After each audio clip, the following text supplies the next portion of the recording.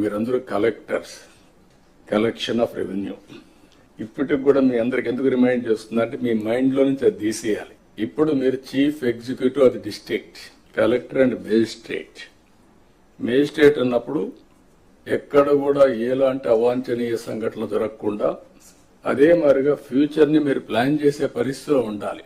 అట్లా కాకుండా ఒక అథారిటేరియన్గా మేము రూమ్లో నుంచి బయట రాము, లేకుంటే కలెక్టర్ అంటే దర్బార్ ఉంటుంది. ఇంతకుముందు పాత రోజులు ఉండేటివి నాకు బాగా జ్ఞాపకం. ఎంఆర్ఓ ఆఫీస్ ఉండేది. మీరు కొత్త కాబట్టి, మీరు కొంత యంగ్స్టర్స్ కాబట్టి మీకు తెలియదు. ఏసీ రూమ్లో కూర్చొని పంకా పెట్టుకునేవాళ్ళు. మనిషి ఉండి దాన్ని లాగుతా ఉండేవాడు. అంటే అది స్టేటస్ సింబల్ అయిపోయింది.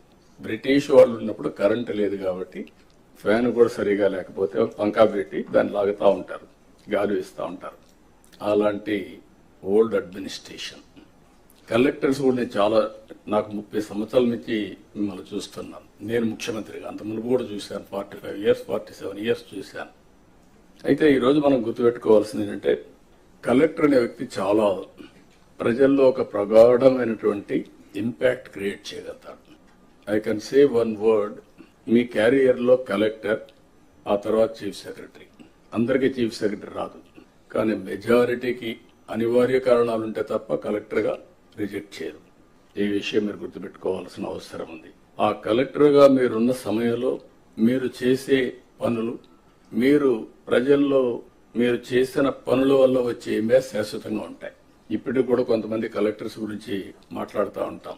ఒక చీఫ్ మినిస్టర్ ఎట్లయితే రాష్ట్రంలో ఒక ప్రగాఢమైన ముద్ర వేస్తారు, కలెక్టర్స్ కూడా వాళ్ళ పరిపాలన ద్వారా అలాంటి ప్రగాఢమైనటువంటి ఇంపాక్ట్ క్రియేట్ చేసే పరిస్థితి వస్తుంది.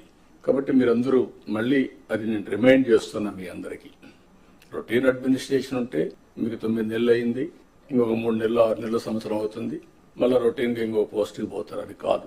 What you have achieved during your tenure is very important. ఇది మీరు గుర్తుపెట్టుకోవాల్సిందిగా నేను కోరుకుంటూ